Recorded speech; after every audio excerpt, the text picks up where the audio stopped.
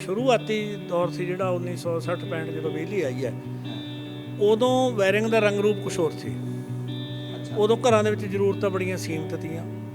जो साडा बिजली का समान आउंदा सी वो वक्खरी किस्म का सी ते वो एक टाइम तक सही सलामत चलदा रहा। पर दुख इस गल दा होया भी टाइम पा के टैक्नोलॉजी बदल गई, समान की क्वालिटी बहुत सुधर गई, बहुत कुछ तकनीकी चेंज हो गई। पर जो साडे मकैनिक भाईचारा है उन्हां दी मानसिक दशा नहीं बदली। वो उत्थे खड़े ने जिहड़ी 40-50 साल पहला वायरिंग हुंदी सी। जिहड़े दौर 'ਚ मैं काम सिੱਖਿਆ सन 77-78 'ਚ उदों साडे जिहड़े उस्ताद लोग ते बिजली दी जिहड़ी टेप हुंदी है, एक आम तार है, तार टेप लाउने आपां, अगर मकैनिक कोले टेप लभ गई तो मैनूं भी उहनूं जिवें 10 नंबर ही डिकलेयर कर देना हो जाता भी ਇਹ ਟੇਪ ਨਹੀਂ ਫਿਰਦਾ। ਬਿਜਲੀ ਫਿਟਿੰਗ ਦੇ ਵਿੱਚ ਟੇਪ ਲਾਉਣੀ ਹੀ ਕ੍ਰਾਈਮ ਹੈ। ਪਹਿਲਾਂ ਇੱਕੋ ਹੀ ਤਰੀਕਾ ਦੀ ਤਾਰ ਛੱਲਣ ਦਾ, ਇਹ ਤਰੀਕਾ ਤੇ ਸਹੀ ਹੈ, ਜਾਂ ਪਲਾਸ ਨਾਲ ਫੜ ਕੇ ਖਿੱਚਤੀ। ਹੁਣ ਹਾਰਡ ਤਾਰ ਤੀ, ਬਿਲਕੁਲ ਉਹਦਾ ਇਨਸੂਲੇਸ਼ਨ ਡੈਮੇਜ ਨਹੀਂ, ਇਨਸੂਲੇਸ਼ਨ ਟੁੱਟ ਜਾਂਦਾ ਸੀਗਾ ਤੇ ਪਰ ਕਾਪਰ ਦੀ ਤਾਰ ਨੂੰ ਕੁਛ ਨਹੀਂ ਤੀ ਹੁੰਦਾ। ਇਹਦਾ ਜੇ ਫੜ ਕੇ ਅਸੀਂ ਇਹ ਖਿੱਚਾਂਗੇ ਤੇ ਅੱਧੀਆਂ ਤਾਰਾਂ ਟੁੱਟ ਜਾਣਗੀਆਂ, ਵਾਲਾਂ ਵਰਗੀਆਂ ਤਾਰਾਂ ਨੇ।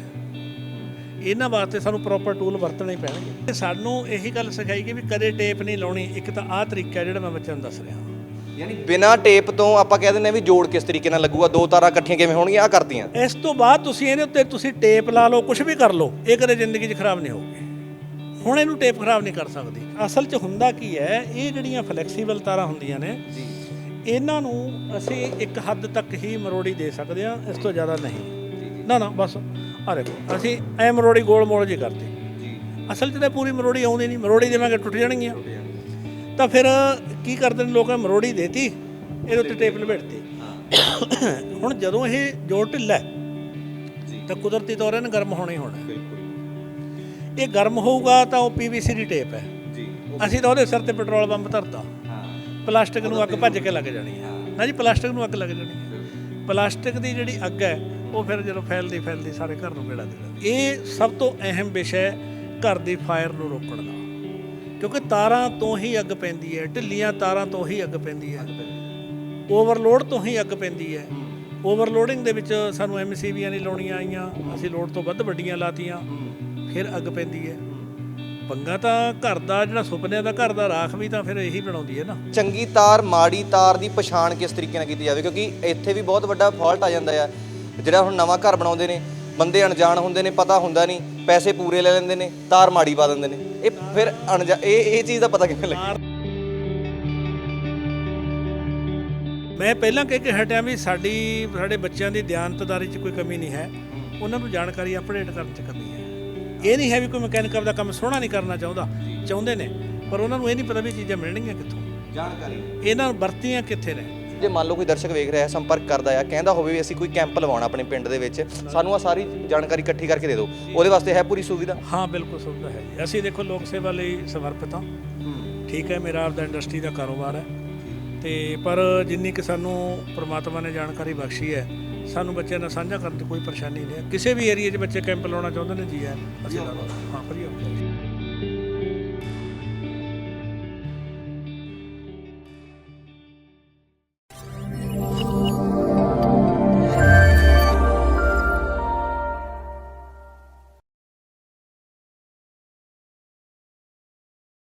ਸਤਿ ਸ਼੍ਰੀ ਅਕਾਲ ਜੀ ਸਾਰਿਆਂ ਨੂੰ। ਮੈਂ ਗੁਰਪ੍ਰੀਤ ਸਿੰਘ ਬੱਲ ਪੰਜਾਬ ਨਿਊਜ਼ ਦੇਖ ਰਹੇ ਹਾਂ, ਤੁਹਾਡਾ ਸਵਾਗਤ ਕਰਦਾ ਤੇ ਉਮੀਦ ਕਰਦਾ ਤੁਸੀਂ ਠੀਕ ਠਾਕ ਹੋਵੋਗੇ। ਦੋਸਤੋ, ਹਰ ਇੱਕ ਬੰਦੇ ਦਾ ਚਾਹ ਹੁੰਦਾ, ਹਰ ਇੱਕ ਬੰਦੇ ਦਾ ਸੁਪਨਾ ਹੁੰਦਾ ਕਿ ਮੇਰੇ ਸੁਪਨਿਆਂ ਦਾ ਘਰ ਜਿਹੜਾ ਹੋਏ ਉਹ ਬੜਾ ਚੰਗਾ ਤੇ ਬੜਾ ਆਲੀਸ਼ਾਨ ਹੋਵੇ, ਆਪਣੀ ਪਹੁੰਚ ਦੇ ਅਨੁਸਾਰ, ਆਪਣੀ ਆਪਾਂ ਕਹਿ ਸਕਦੇ ਹਾਂ ਵੀ ਜਿੰਨੇ ਜੇਬ ਦੇ ਵਿੱਚ ਪੈਸੇ ਹੁੰਦੇ ਨੇ, ਆਪਾਂ ਬੰਦਾ ਜਿਹੜਾ ਸੁਪਨੇ ਸੋਚਦਾ ਆ, ਸਾਕਾਰ ਕਰਨ ਦੀ ਕੋਸ਼ਿਸ਼ ਕਰਦਾ ਆ। ਇੱਕ ਸੁਪਨਾ ਤਾਂ ਹਰ ਇੱਕ ਦਾ ਹੁੰਦਾ ਹੈ ਕਿ ਜਿਹੜਾ ਮੇਰਾ ਸੁਪਨੇ ਵਾਲਾ ਘਰ ਹੋਵੇ ਨਾ, ਉਹ ਬੜਾ ਚੰਗਾ ਹੋਵੇ, ਹਰ ਇੱਕ ਸੁੱਖ ਸੁਵਿਧਾ ਉਹਦੇ ਵਿੱਚ ਹੋਵੇ, ਕੋਈ ਵੀ ਦੁੱਖ ਪਰੇਸ਼ਾਨੀ ਉਹਦੇ ਵਿੱਚ ਨਾ ਹੋਵੇ। ਇਹ ਸੁਪਨਿਆਂ ਦੇ ਘਰ ਬਣਾਉਣ ਦੇ ਵਿੱਚ ਹਰ ਇੱਕ ਲੋਕ ਜਿਹੜੇ ਨੇ ਲੱਗੇ ਹੋਏ ਨੇ, ਪਰ ਕਈ ਵਾਰ ਉਹ ਸੁਪਨਿਆਂ ਦਾ ਘਰ ਜਦ ਤਿਆਰ ਹੋ ਰਿਹਾ ਹੁੰਦਾ ਨਾ, ਯਾਨੀ ਕਿ ਘਰ ਦੀ ਜਦ ਨੀਂਹ ਰੱਖੀ ਜਾਂਦੀ ਹੈ, ਤਾਂ ਉਸ ਤੋਂ ਬਾਅਦ ਦੀਆਂ ਜਿਹੜੀਆਂ ਚੀਜ਼ਾਂ ਹੁੰਦੀਆਂ ਨੇ ਉਹਦੇ ਵਿੱਚ ਇੰਨੀ ਗੌਰ ਨਹੀਂ ਕੀਤੀ ਜਾਂਦੀ।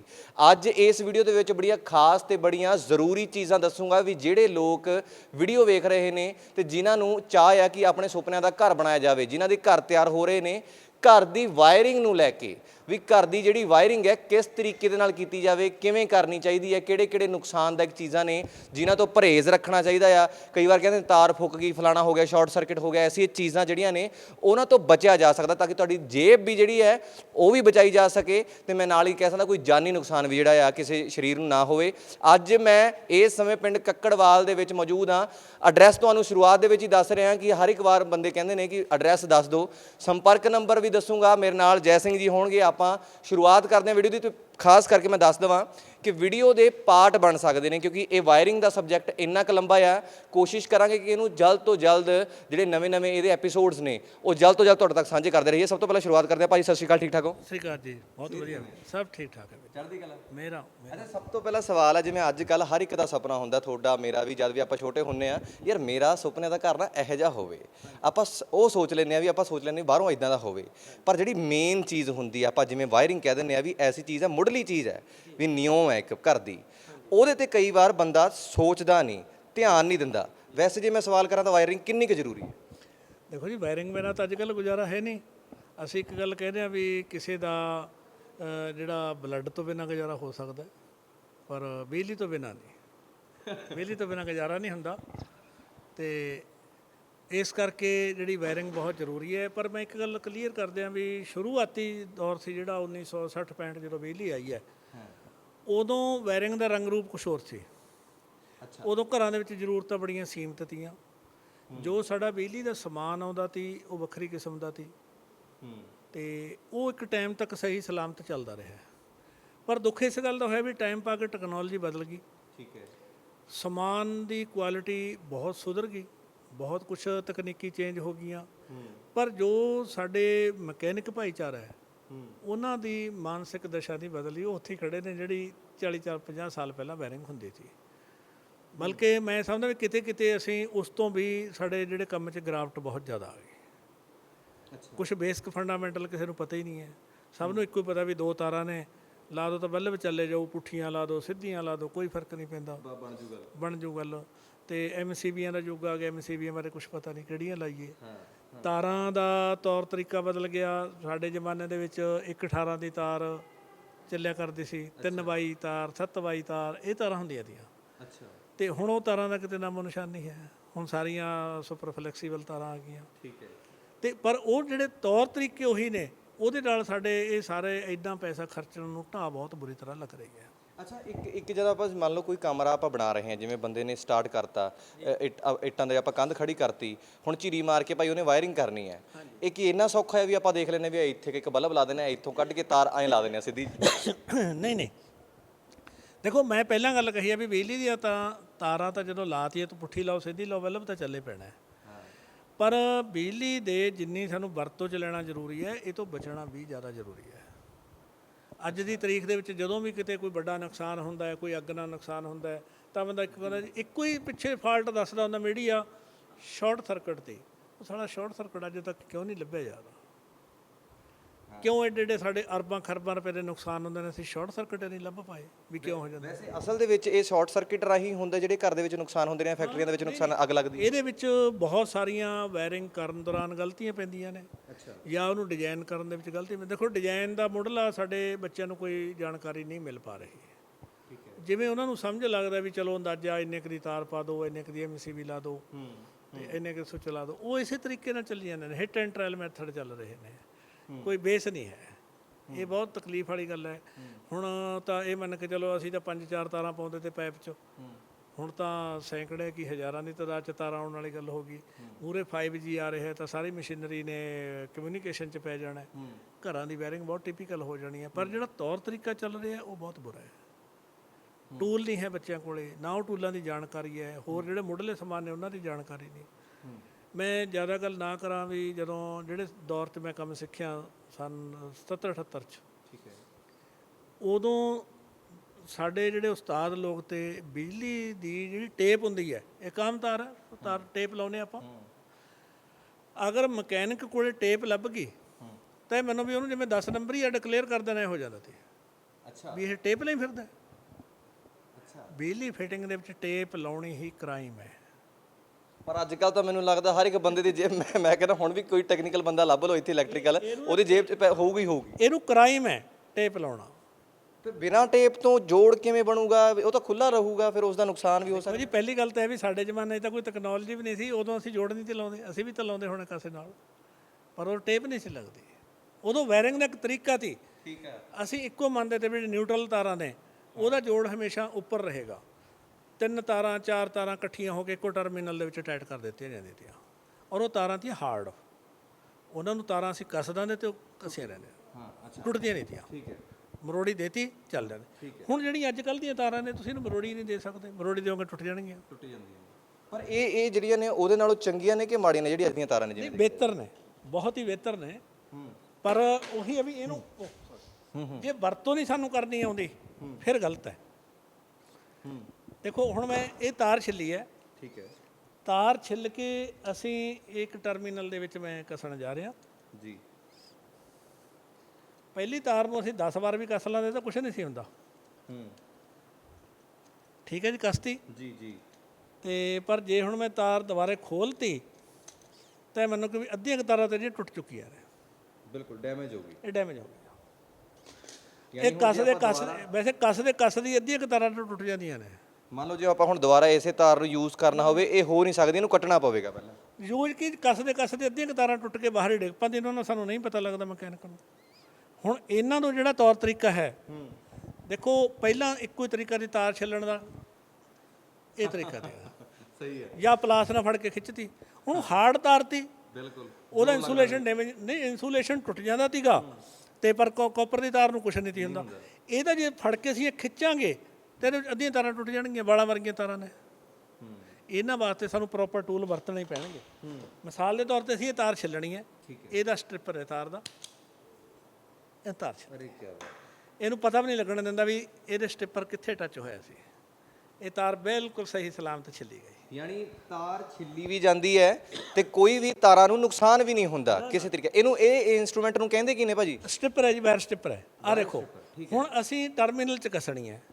ਇਹ ਛੋਟੀਆਂ ਥਿੰਬਲਾਂ ਨੇ, ਮੈਂ ਕਹੂੰਗਾ ਥੋੜਾ ਸਾਨੂੰ ਦਿਖਾ ਦਿਓ ਜੀ ਜ਼ੂਮ ਤੇ ਇਹਦੇ ਵਿੱਚ ਅਸੀਂ ਇਹ ਜਿਹੜੀ ਤਾਰ ਹੈ ਪਾ ਲਈ ਹੈ, ਉੱਪਰ ਇਹਦੇ ਕਾਪਰ ਦੀ ਪਾਈਪ ਆ ਗਈ। ਬਿਲਕੁਲ ਬਿਲਕੁਲ। ਤੇ ਇਹ ਜਿਹੜਾ ਟੂਲ ਹੈ ਇਹਦੇ ਨਾਲ ਅਸੀਂ, ਤੁਸੀਂ ਚਾਹੇ ਜ਼ੋਰ ਲਾਈ ਜਾਓ ਇਹ ਹਿਲਦੀ ਨਹੀਂ, ਇਹਨੂੰ 50 ਵਾਰੀ ਕੱਸ ਦਿਓ ਕੋਈ ਤਾਰ ਟੁੱਟਦੀ ਨਹੀਂ। ਯਾਨੀ ਕਿ ਹੁਣ ਇਹ ਰੀਯੂਜ਼ ਕੀਤੀ ਜਾ ਸਕਦੀ। ਇਹ ਰੀਯੂਜ਼ ਕੀ ਸਹੀ ਤਰੀਕਾ ਹੀ ਇਹੀ ਇਹਦਾ। ਠੀਕ ਹੈ। ਦੂਜੀ ਗੱਲ, ਹੁਣ ਕਈ ਬੱਚੇ ਦੇਖ ਰਹੇ ਹੋਣਗੇ ਜੀ, ਉਹ ਕਹਿਣਗੇ ਜੀ ਜੇ ਦੂਰੀ ਤਾਰ ਲਾਵਾਂਗੇ ਫਿਰ ਕੀ ਕਰ, ਫਿਰ 2 ਲਾਉਣੀਆਂ ਪੈਣਗੀਆਂ। ਨਹੀਂ, ਇਹ 2 ਨਹੀਂ ਲਾਉਣੀਆਂ ਪੈਂਦੀਆਂ, ਇੱਕ ਦੇ ਵਿੱਚ ਹੀ। ਹਾਂ, ਇਹ ਆ ਦੇਖੋ ਮੈਂ ਇਹ ਤਾਰ ਨਵੇਂ ਸਿਰਿਓਂ ਕੱਟ ਕੇ ਜੀ ਸਟ੍ਰਿਪਰ ਫੇਰਤਾ ਇਹਦੇ ਤੇ। ਹਾਂ, ਸਟੇਪਰ ਫੇਰਤਾ, ਤਾਰ ਛਿੱਲ ਵੀ ਦਿੱਤੀ, ਇਹ ਇਕੱਠੀਆਂ ਕਰਤੀਆਂ, ਟਵਿਸਟ ਕਰ ਲਈ ਜੀ। ਤੇ ਉਸ ਤੋਂ ਬਾਅਦ ਇਹਦੀਆਂ ਡਬਲ ਥਿੰਬਲ ਆਉਂਦੀਆਂ ਨੇ। ਥਿੰਬਲ, ਠੀਕ ਹੈ ਜੀ। ਆ ਡਬਲ ਥਿੰਬਲ ਆ ਗਈ। ਇਹ ਆ ਦੇਖ, ਹਾਂ ਇਹ 2 ਤਰ੍ਹਾਂ ਪੈ ਗਈਆਂ, ਬਿਲਕੁਲ ਸਿਰੇ ਤੱਕ ਆ ਗਈ। ਜੀ, ਕੀ ਬਾਤ। ਇੱਕ ਦੀ ਤਾਰ ਗੌਰ ਨਾਲ ਦੇਖੋ, ਹੁਣ ਜਿਹੜੀ ਤਾਰ ਹੈ ਕਿਤੇ ਵੀ ਨਹੀਂ ਜਾ ਰਹੀ, ਆ ਇਹਦੇ ਵਿੱਚ ਫਿੱਟ ਹੋ ਗਿਆ। ਜਿਵੇਂ ਆਪਾਂ ਪਹਿਲਾਂ, ਇਹ ਮੈਨੂੰ ਲੱਗਦਾ ਅੱਜ ਕੱਲ ਕੋਈ ਵੀ ਟੈਕਨੀਕਲ ਬੰਦਾ, ਜਿਵੇਂ ਇਲੈਕਟ੍ਰੀਸ਼ੀਅਨ ਵੀ ਜੇ ਆਪਾਂ ਘਰ ਦੇ ਵਿੱਚ ਬੁਲਾ ਲਈਏ ਤਾਂ ਮੈਨੂੰ ਲੱਗਦਾ ਜਿਹੜੇ ਇਸ ਚੀਜ਼ ਦੀ ਸਟੱਡੀ ਵੀ ਕਰਦੇ ਹੋਣਗੇ ਉਹ ਵੀ ਇਸ ਚੀਜ਼ ਦੀ ਇਸਤੇਮਾਲ, ਮੈਂ ਤਾਂ ਆਪ ਪਹਿਲੀ ਵਾਰ ਦੇਖਿਆ, ਮੈਂ ਸੱਚ ਕਹਾਂ ਪਹਿਲੀ ਵਾਰ ਦੇਖੀ ਹੈ। ਇਹ ਬੜਾ ਸੈਂਸਿਟਿਵ ਮੁੱਦਾ ਹੈ, ਕਿਉਂਕਿ ਜੇ ਤਾਰਾਂ ਟੁੱਟ ਗਈਆਂ, ਡੈਮੇਜ ਹੋ ਗਈਆਂ ਤਾਂ ਇਹ ਫਾਇਰ ਕੇਸ ਬਣਨ ਨੂੰ ਕੁਝ ਵੀ ਨਹੀਂ ਟਾਈਮ ਲੱਗਣਾ। ਬਿਲਕੁਲ, ਸ਼ਾਰਟ ਸਰਕਟ ਇੱਥੋਂ ਹੀ ਹੁੰਦੇ ਨੇ ਵੇ, ਸ਼ਾਰਟ ਸਰਕਟ ਇੱਥੋਂ ਹੀ ਹੁੰਦੇ ਨੇ। ਜਾਣੀ ਕਿ ਸਾਨੂੰ ਇਹੀ ਗੱਲ ਸਿਖਾਈ ਗਈ ਵੀ ਕਦੇ ਟੇਪ ਨਹੀਂ ਲਾਉਣੀ। ਇੱਕ ਤਾਂ ਆਹ ਤਰੀਕਾ ਜਿਹੜਾ ਮੈਂ ਬੱਚਿਆਂ ਨੂੰ ਦੱਸ ਰਿਹਾ, ਯਾਨੀ ਬਿਨਾ ਟੇਪ ਤੋਂ ਆਪਾਂ ਕਹਿ ਦਿੰਦੇ ਆ ਵੀ ਜੋੜ ਕਿਸ ਤਰੀਕੇ ਨਾਲ ਲੱਗੂਗਾ, 2 ਤਾਰਾਂ ਇਕੱਠੀਆਂ ਕਿਵੇਂ ਹੋਣਗੀਆਂ, ਆ ਕਰਤੀਆਂ। ਇਸ ਤੋਂ ਬਾਅਦ ਤੁਸੀਂ ਇਹਦੇ ਉੱਤੇ ਤੁਸੀਂ ਟੇਪ ਲਾ ਲਓ, ਕੁਝ ਵੀ ਕਰ ਲਓ, ਇਹ ਕਦੇ ਜ਼ਿੰਦਗੀ 'ਚ ਖਰਾਬ ਨਹੀਂ ਹੋਊਗੀ। ਹੁਣ ਇਹਨੂੰ ਟੇਪ ਖਰਾਬ ਨਹੀਂ ਕਰ ਸਕਦੀ। ਠੀਕ ਹੈ। ਅਸਲ 'ਚ ਹੁੰਦਾ ਕੀ ਹੈ, ਇਹ ਜਿਹੜੀਆਂ ਫਲੈਕਸੀਬਲ ਤਾਰਾਂ ਹੁੰਦੀਆਂ ਨੇ ਜੀ, ਇਹਨਾਂ ਨੂੰ ਅਸੀਂ ਇੱਕ ਹੱਦ ਤੱਕ ਹੀ ਮਰੋੜੀ ਦੇ ਸਕਦੇ ਹਾਂ, ਇਸ ਤੋਂ ਜ਼ਿਆਦਾ ਨਹੀਂ। ਜੀ ਜੀ, ਨਾ ਬਸ ਆ ਦੇਖੋ ਅਸੀਂ ਐ ਮਰੋੜੀ ਗੋਲ ਮੋੜ ਜੀ ਕਰਤੀ। ਜੀ, ਅਸਲ 'ਚ ਤਾਂ ਪੂਰੀ ਮਰੋੜੀ ਆਉਂਦੀ ਨਹੀਂ, ਮਰੋੜੀ ਦੇਵਾਂਗੇ ਟੁੱਟ ਜਾਣਗੀਆਂ। ਟੁੱਟ ਜਾਣਗੀਆਂ। ਤਾਂ ਫਿਰ ਕੀ ਕਰਦੇ ਨੇ ਲੋਕ, ਮਰੋੜੀ ਦੇਤੀ, ਇਹਦੇ ਉੱਤੇ ਟੇਪ ਲਪੇਟਤੀ। ਹੁਣ ਜਦੋਂ ਇਹ ਜੋੜ ਢਿੱਲਾ ਜੀ, ਤਾਂ ਕੁਦਰਤੀ ਤੌਰ 'ਤੇ ਗਰਮ ਹੋਣਾ ਹੀ ਹੋਣਾ। ਬਿਲਕੁਲ, ਇਹ ਗਰਮ ਹੋਊਗਾ ਤਾਂ ਉਹ PVC ਦੀ ਟੇਪ ਹੈ। ਜੀ, ਅਸੀਂ ਤਾਂ ਉਹਦੇ ਸਿਰ ਤੇ ਪੈਟਰੋਲ ਪੰਪ ਧਰਤਾ, ਹਾਂ, ਪਲਾਸਟਿਕ ਨੂੰ ਅੱਗ ਭੱਜ ਕੇ ਲੱਗ ਜਾਣੀ ਹੈ। ਨਾ ਜੀ, ਪਲਾਸਟਿਕ ਨੂੰ ਅੱਗ ਲੱਗ ਜਾਣੀ ਹੈ। ਪਲਾਸਟਿਕ ਦੀ ਜਿਹੜੀ ਅੱਗ ਹੈ ਉਹ ਫਿਰ ਜਦੋਂ ਫੈਲਦੀ ਸਾਰੇ ਘਰ ਨੂੰ ਗੇੜਾ ਦੇ ਦਿੰਦੀ ਫਿਰ ਮੈਨੂੰ ਲੱਗਦਾ ਵੀ ਜਿੰਨੇ ਦਰਸ਼ਕ ਵੇਖ ਰਹੇ ਹੋਣਗੇ, ਮੈਂ ਜੇ ਗਲਤ ਨਾ ਹੋਵਾਂ ਤਾਂ 80% 90% ਘਰਾਂ ਦੇ ਵਿੱਚ ਇਦਾਂ ਹੀ ਕੰਮ ਹੋਇਆ ਹੋਊ। ਹੁੰਦਾ ਹੀ ਇਦਾਂ ਹੋ ਹੀ ਇਸ ਤਰ੍ਹਾਂ ਰਿਹਾ। ਇਹ ਸਭ ਤੋਂ ਵੱਧ ਤਕਲੀਫ ਦੀ ਗੱਲ ਹੈ। ਨਹੀਂ ਫਿਰ ਇਹ ਮੈਂ ਜੈ ਸਿੰਘ ਜੀ ਸਵਾਲ ਇੱਥੇ ਇਹੀ ਆਉਂਦਾ ਵੀ ਜਿਹੜੇ ਟੈਕਨੀਕਲ ਬੰਦੇ ਨੇ ਜਿਨ੍ਹਾਂ ਨੇ ਸਟੱਡੀ ਕੀਤੀ ਹੈ, ਡਿਪਲੋਮੇ ਕੀਤੇ ਨੇ, ਪ੍ਰੈਕਟੀਕਲ ਕੀਤੇ ਨੇ, ਫਿਰ ਉਹ ਇਸ ਚੀਜ਼ ਜਿਵੇਂ ਤੁਸੀਂ ਪਹਿਲਾਂ ਥਿੰਬਲਾਂ ਦਾ ਵਰਤੋਂ ਕੀਤੀ ਹੈ, ਉਸ ਚੀਜ਼ ਦੀ ਵਰਤੋਂ ਕਿਉਂ ਨਹੀਂ ਕਰ ਰਹੇ? ਪੈਸੇ ਬਚਾਉਣ ਦੇ ਮਾਰੇ ਜਾਂ ਕੋਈ ਕਾਸ ਕਰਨਾ ਹੈ? ਨਹੀਂ, ਅਣਜਾਣੇ ਚ ਕਰ ਰਹੇ ਨੇ ਉਹ। ਮਤਲਬ ਮੈਂ ਇਹ ਨਹੀਂ ਕਹਿੰਦਾ ਵੀ ਬੱਚੇ ਜਾਣਬੁੱਝ ਕੇ ਨੁਕਸਾਨ ਕਰ ਰਹੇ ਨੇ। ਟੂਲਾਂ ਦੀ ਐਡੀ ਵੱਡੀ ਕੀਮਤ ਨਹੀਂ ਹੈ, ਸਵਾਲ ਹੈ ਜਾਣਕਾਰੀ ਹੋਣ ਦੀ। ਇਹ ਸਭ ਤੋਂ ਅਹਿਮ ਵਿਸ਼ਾ ਹੈ ਘਰ ਦੀ ਫਾਇਰ ਨੂੰ ਰੋਕਣ ਦਾ, ਕਿਉਂਕਿ ਤਾਰਾਂ ਤੋਂ ਹੀ ਅੱਗ ਪੈਂਦੀ ਹੈ, ਢਿੱਲੀਆਂ ਤਾਰਾਂ ਤੋਂ ਹੀ ਅੱਗ ਪੈਂਦੀ ਹੈ, ਓਵਰਲੋਡ ਤੋਂ ਹੀ ਅੱਗ ਪੈਂਦੀ ਹੈ। ਓਵਰਲੋਡਿੰਗ ਦੇ ਵਿੱਚ ਸਾਨੂੰ MCBਆਂ ਨਹੀਂ ਲਾਉਣੀਆਂ ਆਈਆਂ, ਅਸੀਂ ਲੋਡ ਤੋਂ ਵੱਧ ਵੱਡੀਆਂ ਲਾਤੀਆਂ, ਫਿਰ ਅੱਗ ਪੈਂਦੀ ਹੈ। ਪੰਗਾ ਤਾਂ ਘਰ ਦਾ ਜਿਹੜਾ ਸੁਪਨਿਆਂ ਦਾ ਘਰ ਦਾ ਰਾਖ ਵੀ ਤਾਂ ਫਿਰ ਇਹੀ ਬਣਾਉਂਦੀ ਹੈ ਨਾ। ਇੱਕ ਮੇਨ ਚੀਜ਼ ਹੈ, ਬਹੁਤ ਸਾਰੀਆਂ ਤਾਰਾਂ ਅਸੀਂ ਵਾਇਰਿੰਗ 'ਚ ਪਾਉਂਦੇ ਨੇ ਸਾਡੇ ਮਕੈਨਿਕ ਜੀ। ਹੁਣ ਤਾਰਾਂ ਇੱਕੋ ਜਿਹੀਆਂ 10 ਆ ਗਈਆਂ, ਕਿੰਨੇ ਕੁ ਰੰਗ ਪਾ ਲਾਂਗੇ? ਫਿਰ ਪਛਾਣ ਨਹੀਂ ਆਉਂਦੀ ਵੀ ਤਾਰ ਕਿਹੜੀ ਹੈ, ਇਹ ਕਿੱਥੋਂ ਆਈ ਹੈ। ਪਹਿਲਾਂ ਤਾਂ ਕਹਿੰਦੇ ਨੇ ਹਰੀ ਤਾਰ, ਪੀਲੀ ਤਾਰ, ਆ ਲਾਲ ਤਾਰ, ਆ ਨੀਲੀ ਤਾਰ। ਤਾਰਾਂ ਬਹੁਤ ਸਾਰੀਆਂ ਆ ਰਹੀਆਂ ਨੇ ਜੀ। ਤੇ ਹੁਣ ਸਾਡੇ ਕੋਲੇ ਫਿਰ ਇੱਕ ਫਰੂਲ ਸਿਸਟਮ ਹੁੰਦਾ, ਇਹਨੂੰ ਨੰਬਰਿੰਗ ਸਿਸਟਮ ਕਹਿੰਦੇ ਆ। ਆ ਦੇਖੋ ਨੰਬਰ ਹੈ ਜੀ। ਇਹ PVC ਦੇ ਨੇ, ਮਸ਼ੀਨ ਨਾਲ ਵੀ ਬਣ ਜਾਂਦੇ ਨੇ, ਬਣੇ ਬਣਾਏ ਵੀ ਮਿਲ ਜਾਂਦੇ ਨੇ ਜੀ। ਇਹ ਤਾਰ ਦੇ ਉੱਪਰ ਇਹਨੂੰ ਪਾ ਦਿੱਤਾ ਜਾਂਦਾ ਹੈ। ਠੀਕ ਹੈ ਜੀ। ਜਦੋਂ ਅਸੀਂ ਫਿਟਿੰਗ ਦੀ ਤਾਰ ਦੇ ਵਿੱਚ ਇਹਦਾ ਨੰਬਰ ਪਾ ਕੇ ਜੀ, ਕਿਉਂਕਿ ਮੈਂ ਥੋੜਾ ਜਿਹਾ ਮੋਟੀ ਤਾਰ ਤੇ ਚੜਾਤਾ, ਇਹ ਅਲੱਗ-ਅਲੱਗ ਕਿਸਮ ਦੀ ਸਲੀਵ ਆਉਂਦੀ ਹੈ। ਅੱਛਾ ਜੀ। ਤੇ ਇਹ ਲਓ, ਇਹਦੇ ਉੱਤੇ ਨੰਬਰ ਲੱਗ ਗਿਆ, ਮੂਹਰੇ ਥਿੰਬਲ ਲੱਗ ਗਈ। ਬੋਰਡ ਦੇ ਵਿੱਚ ਕਦੀ ਅਸੀਂ ਬੋਰਡ ਖੋਲ੍ਹਦੇ ਹਾਂ ਬਿਜਲੀ ਦਾ ਤਾਂ ਦੂਰੋਂ ਪਤਾ ਲੱਗ ਜਾਂਦਾ ਵੀ ਇਹ ਤਾਰ ਕਿੱਥੋਂ ਆ ਰਹੀ ਹੈ, ਕੀ ਇਹਦਾ ਨੰਬਰ ਹੈ। ਤੇ ਆ ਇਹਦੇ ਤੌਰ ਤਰੀਕੇ ਨੇ, ਇਹ ਛੋਟੇ ਤਰੀਕੇ ਨੇ। ਮੈਂ ਤੁਹਾਨੂੰ ਪਹਿਲਾਂ ਵੀ ਦੱਸ ਕੇ ਹਟਿਆ ਵੀ ਬਿਜਲੀ ਦਾ ਸਬਜੈਕਟ, ਵਾਇਰਿੰਗ ਦਾ ਸਬਜੈਕਟ ਤਾਂ ਐਡਾ ਵੱਡਾ ਹੈ, ਜੇ ਤੁਸੀਂ ਮੇਰੇ ਨਾਲ 15-20 ਦਿਨ ਵੀ ਇੰਟਰਵਿਊ 'ਚ ਲੱਗੇ ਰਹੇ ਸ਼ਾਇਦ ਥੋੜੇ ਪੈ ਜਾਣਗੇ, ਘੱਟ ਪੈ ਜਾਣਗੇ। ਅੱਛਾ, ਜਿਵੇਂ ਇਹ ਤੁਸੀਂ ਦੱਸੇ ਹੋਏ ਨੇ, ਇਹ ਮਾਰਕੀਟ ਦੇ ਵਿੱਚ ਈਜ਼ੀਲੀ ਅਵੇਲੇਬਲ ਹੋ ਸਕਦੇ? ਕਿਉਂਕਿ ਹੁਣ ਦਰਸ਼ਕ ਜ਼ਿਆਦਾਤਰ ਜਿਵੇਂ ਤੁਸੀਂ ਦੱਸ ਰਹੇ ਹੋ ਨਾ, ਨਾਲ ਦੇ ਨਾਲ ਥੱਲੇ ਕਮੈਂਟ ਇਹ ਆ ਰਹੇ ਹੋਣਗੇ ਵੀ ਇਹ ਚੀਜ਼ ਮਿਲਦੀ ਕਿੱਥੋਂ ਹੈ, ਜੈ ਸਿੰਘ ਜੀ ਇਹ ਮਿਲਦੀ ਕਿੱਥੋਂ ਹੈ? ਇਹ ਲੁਧਿਆਣਾ ਤੁਸੀਂ ਮਾਰਕੀਟ 'ਚ ਪੈਨਲ ਦਾ ਬਿਜਲੀ ਦਾ ਸਮਾਨ ਮਿਲਦਾ, ਉਹਨਾਂ ਨੂੰ ਫਰੂਲ ਬੋਲਦੇ ਨੇ ਇਹਨਾਂ ਨੂੰ। ਇਹ ਜਿਵੇਂ ਇਹ ਤਾਂ ਅਸੀਂ ਪ੍ਰਿੰਟ ਕੀਤੇ ਨੇ, ਸਾਡੇ ਕੋਲ ਤਾਂ ਮਸ਼ੀਨ ਹੈਗੀ ਹੈ। ਠੀਕ ਹੈ। ਇਹ ABC ਵਾਲੇ ਅੱਡ ਆਉਂਦੇ ਨੇ, ਕੱਲਾ ਦਾਣਾ ਜਿਹਾ ਟੁੱਟ ਜਾਂਦਾ ਤੇ ਇਹ ਕਦੂ ਅੱਡ ਹੈ। ਤੁਸੀਂ ਜਿਹੜਾ ਮਰਜ਼ੀ ਨਾਮ ਬਣਾ ਕੇ ਉੱਤੇ ਚੜਾ ਦਿਓ, ਯਾਨੀ ਕਿ ਤੁਹਾਨੂੰ ਈਜ਼ੀਲੀ ਪਤਾ ਲੱਗ ਜੇ ਉਸ ਚੀਜ਼ ਦੇ ਸੰਬੰਧ ਦੇ ਵਿੱਚ ਵੀ ਤਾਰ ਆ ਕਿੱਥੋਂ ਰਹੀ ਹੈ, ਜਾ ਕਿੱਥੇ ਰਹੀ ਹੈ। ਜੀ। ਨਹੀਂ ਤਾਂ ਬਾਅਦ ਦੇ ਵਿੱਚ ਤਾਰਾਂ ਦੀ ਬੜੀ ਸਮੱਸਿਆ ਹੁੰਦੀ ਹੈ, ਪਛਾਣੇ ਨਹੀਂ ਹੁੰਦੀਆਂ। ਬਿਲਕੁਲ। ਅੱਛਾ, ਇੱਕ ਚੰਗੀ ਤਾਰ, ਮਾੜੀ ਤਾਰ ਦੀ ਪਛਾਣ ਕਿਸ ਤਰੀਕੇ ਨਾਲ ਕੀਤੀ ਜਾਵੇ? ਕਿਉਂਕਿ ਇੱਥੇ ਵੀ ਬਹੁਤ ਵੱਡਾ ਫਾਲਟ ਆ ਜਾਂਦਾ ਆ। ਜਿਹੜਾ ਹੁਣ ਨਵਾਂ ਘਰ ਬਣਾਉਂਦੇ ਨੇ, ਬੰਦੇ ਅਣਜਾਣ ਹੁੰਦੇ ਨੇ, ਪਤਾ ਹੁੰਦਾ ਨਹੀਂ, ਪੈਸੇ ਪੂਰੇ ਲੈ ਲੈਂਦੇ ਨੇ, ਤਾਰ ਮਾੜੀ ਪਾ ਦਿੰਦੇ ਨੇ। ਇਹ ਫਿਰ ਇਹ ਚੀਜ਼ ਦਾ ਪਤਾ ਕਿਵੇਂ ਲੱਗੇ? ਤਾਰ ਦਾ ਸਬਜੈਕਟ ਬਹੁਤ ਔਖਾ ਸਬਜੈਕਟ ਹੈ, ਕਿਉਂਕਿ ਕੀਮਤ ਇਹਦੇ ਵਿਚਲੀ, ਮੈਂ ਲੋਕ ਇਹ ਸਮਝਦੇ ਹੋਣਗੇ ਵੀ ਤਾਂਬੇ ਦੀ ਕੀਮਤ ਹੈ ਇਹਦੇ ਵਿੱਚ ਤਾਰ ਦੀ। ਜੀ। ਪਰ ਅਸਲ 'ਚ ਜਿੰਨੀ ਤਾਰ ਦੀ ਕੀਮਤ ਇਹਦੇ ਤਾਂਬੇ ਦੀ ਹੈ, ਉਸ ਤੋਂ ਜ਼ਿਆਦਾ ਕੀਮਤੀ ਇਹਦੇ ਉੱਤਰਲੇ ਮਟੀਰੀਅਲ ਦੀ ਹੈ, ਇਹਦੇ ਉੱਤੇ ਲੱਗਿਆ ਕੀ ਹੋਇਆ ਹੈ। ਜੇ ਪਲਾਸਟਿਕ ਹੈ ਤਾਂ ਸਾਡੇ ਵਾਸਤੇ ਬੰਬ ਹੈ ਇਹ FLRS ਮਟੀਰੀਅਲ ਹੁੰਦੇ ਨੇ, ਜਿਹੜੇ ਕਿ ਮਤਲਬ ਸਾਡਾ ਮਕਸਦ ਇਹ ਹੁੰਦਾ ਵੀ ਅਗਰ ਕਦੇ ਫਾਇਰ ਹੋ ਵੀ ਗਈ, ਮੰਨ ਲਓ ਬਾਹਰੀ ਕਿਸੇ ਕਾਰਨ ਨਾਲ ਫਾਇਰ ਹੋ ਗਈ, ਤਾਂ ਤਾਰਾਂ ਦੀ ਜਿਹੜੀ ਜ਼ਹਿਰੀਲੀਆਂ ਗੈਸਾਂ ਨੇ ਬਹੁਤ ਟੌਕਸਿਕ ਹੁੰਦੀਆਂ ਨੇ, ਤੇ ਉਹ ਪਹਿਲੇ ਗੇੜ 'ਚ ਹੀ ਆਦਮੀ ਦਾ ਦਮ ਘੁੱਟਦਾਂਦੀਆਂ ਨੇ। ਬੜਾ ਭੈੜਾ ਟੌਕਸਿਕ ਧੂੰਆਂ ਇਹਦਾ ਹੁੰਦਾ ਜੀ। ਤਾਂ ਆਉਣ ਵਾਲੇ ਸਮੇਂ ਦੇ ਵਿੱਚ ਰਿਸਰਚ ਇਹਨਾਂ ਚੀਜ਼ਾਂ 'ਤੇ ਚੱਲ ਰਹੀ ਹੈ ਵੀ ਪਹਿਲੀ ਗੱਲ ਇਹਨੂੰ ਅੱਗ ਨਾ ਲੱਗੇ, ਜੇ ਆਪ ਹੀ ਅੱਗ ਦੇ ਸੰਪਰਕ 'ਚ ਆ ਗਈ ਤਾਂ ਇਹ ਲਟਾ ਨਾ ਮੱਚੇ, ਜੇ ਨਾ ਮੱਚੇ ਤਾਂ ਧੂੰਆਂ ਨਾ ਹੋਵੇ, ਜੇ ਧੂੰਆਂ ਹੋਵੇਗਾ ਤਾਂ ਟੌਕਸਿਕ ਨਾ ਹੋਵੇ। ਇਹਦੇ ਉੱਤੇ ਬਹੁਤ ਰਿਸਰਚ ਚੱਲ ਰਹੀ ਹੈ ਤਾਰਾਂ। ਅੱਛਾ, ਕੀ ਜਿਵੇਂ ਤੁਸੀਂ ਪਹਿਲਾਂ ਥਿੰਬਲਾਂ ਦੀ ਗੱਲ ਦੱਸੀ, ਜਿਵੇਂ ਆਹ ਥਿੰਬਲਾਂ ਆਪਣੇ ਕੋਲ ਪਈਆਂ ਨੇ, ਤੁਸੀਂ ਆਹ ਜੁਆਇਨ ਕਰਕੇ ਵੀ ਦਿਖਾਇਆ ਸੀਗਾ ਇੱਥੇ, ਹਾਂ, ਜਿਵੇਂ ਆਹ ਜੁਆਇੰਟ ਕੀਤਾ ਹੋਇਆ ਤੁਸੀਂ, ਦੋ ਤਾਰਾਂ ਨੂੰ ਇੱਕ ਦੇ ਵਿੱਚ ਕਨੈਕਟ ਕਰਤਾ, ਕਿ ਇਸ ਤੋਂ ਬਾਅਦ ਵੀ ਪੋਸੀਬਿਲਿਟੀ ਹੈ ਕਿ ਵੀ ਸ਼ਾਰਟ ਸਰਕਟ ਹੋ ਜਾਊ? ਕੋਈ ਚਾਂਸ ਨਹੀਂ। ਜਦੋਂ ਅਸੀਂ ਕਿਸੇ ਚੀਜ਼ 'ਚ ਕੱਸਣਾ ਹੈ, ਮਿਸਾਲ ਦੇ ਤੌਰ ਤੇ ਇਹੀ ਹੈ, ਤੇ ਅਸੀਂ ਇਹਨੂੰ ਇਹਦੇ ਵਿੱਚ ਕੱਸ ਦਿੱਤਾ, ਹੁਣ ਅੱਗੇ ਸ਼ਾਰਟ ਸਰਕਟ ਦਾ ਕੰਮ ਖਤਮ ਹੋ ਗਿਆ। ਹੁਣ ਤਾਰ ਟੁੱਟਣ ਦਾ ਵੀ ਸਵਾਲ ਨਹੀਂ ਪੈਦਾ ਹੁੰਦਾ ਤੇ ਨਾ ਸ਼ਾਰਟ ਸਰਕਟ। ਇਹ ਚਾਹੇ 50 ਵਾਰ ਖੋਲੀ ਜਾਓ, ਤੁਸੀਂ ਇਹਨੂੰ ਖੋਲੋ, ਕਸੋ, ਪਿੱਛੋਂ ਤਾਰ ਆ ਰਹੀ ਹੈ ਜੀ, ਇਧਰਲੇ ਪਾਸਿਓਂ ਆ ਰਹੀ ਹੈ ਤੇ ਅੱਗੇ ਜਾ ਰਹੀ ਹੈ, ਇਹਨੂੰ ਕਨੈਕਸ਼ਨ ਹੋ ਗਿਆ ਨਾ, ਸ਼ਾਰਟ ਸਰਕਟ ਕਿੱਥੇ ਹੋਣਾ? ਕਿਤੇ ਵੀ ਨਹੀਂ। ਬਿਲਕੁਲ। ਪਰ ਜੇ ਕਈ ਮਕੈਨਿਕ ਸੋਚਣਗੇ ਜੇ ਰਸਤੇ 'ਚ ਜੋੜ ਲਾਉਣਾ ਪੈ ਜੇ, ਸਾਡੇ ਕੋਲੇ 3 ਤਾਰਾਂ 4 ਤਾਰਾਂ ਇਕੱਠੀਆਂ ਕਰਨੀਆਂ ਪੈ ਜਾਂਦੀਆਂ ਨੇ, ਇਹ ਚੀਜ਼ਾਂ ਨਾ ਹੋਣ ਫਿਰ ਕਿਹਦਾ ਕੀ ਇਲਾਜ ਹੈ।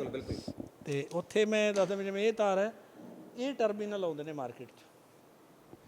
ਇਹ ਟੇਪ ਦਾ ਸੋਲੂਸ਼ਨ ਹੈ। ਇਹ ਹੈਗੇ ਟਰਮੀਨਲ ਇਹਨੇ ਸਾਰੇ। ਠੀਕ ਹੈ ਇਹ 2 ਤਾਰਾਂ ਵਾਲਾ ਹੈ। 2 ਦਾ ਮਤਲਬ ਜੇ ਇੱਕ ਤਾਰ 'ਚ ਜੋੜ ਲਾਉਣਾ, ਇਹ ਅੰਦਰੋਂ ਇੱਕੋ ਹੀ ਹੈ ਇਹ। ਜੀ ਦੇਖੋ ਇਹਨੂੰ ਆਪਾਂ ਇਹਨੂੰ ਆਪਾਂ ਉੱਪਰ ਖਿੱਚਿਆ, ਜੀ ਤਾਰ ਉਹਦੇ ਵਿੱਚ ਇਨਸਰਟ ਕਰਤੀ, ਦੱਬਤੀ, ਠੀਕ ਹੈ ਠੀਕ ਹੈ ਨਿਕਲਦੀ ਨਹੀਂ ਜੀ। ਦੂਜਾ ਕਨੈਕਸ਼ਨ ਇੱਥੋਂ ਲੈ ਲਓ, ਠੀਕ ਹੈ ਇੱਧਰੋਂ ਖਿੱਚੋ, ਜੇ ਤਾਰ ਕੱਢਣੀ ਪੈ ਗਈ ਤਾਂ ਚੱਕੋ, ਕੱਢ ਲਓ। ਹਾਂ ਇਹਦੇ ਵਿੱਚ ਇਹ ਵੀ ਆਪਸ਼ਨ ਬਾਕੀ ਹੈ। ਠੀਕ ਹੈ ਜੀ ਪਰ ਜੇ ਅਸੀਂ ਤਾਰਾਂ 3 ਦਾ ਕਨੈਕਸ਼ਨ ਲੈਣਾ ਹੈ ਤਾਂ ਤੁਸੀਂ 3 ਵਾਲਾ ਵਰਤ ਲਓ। ਠੀਕ ਹੈ ਇੱਕ ਤਾਰ ਆਈ, ਇੱਕ ਚਲੀ ਗਈ, ਇੱਕ ਵਿਚਾਲੋਂ ਕਨੈਕਸ਼ਨ ਦਿੱਤਾ। ਠੀਕ ਹੈ 4 ਵਾਲਾ ਚਾਹੀਦਾ, 4 ਵਾਲਾ, 5 ਵਾਲਾ, 6 ਵਾਲਾ, ਇਹ ਬਹੁਤ ਵੱਡੇ ਵੱਡੇ ਹੁੰਦੇ ਨੇ।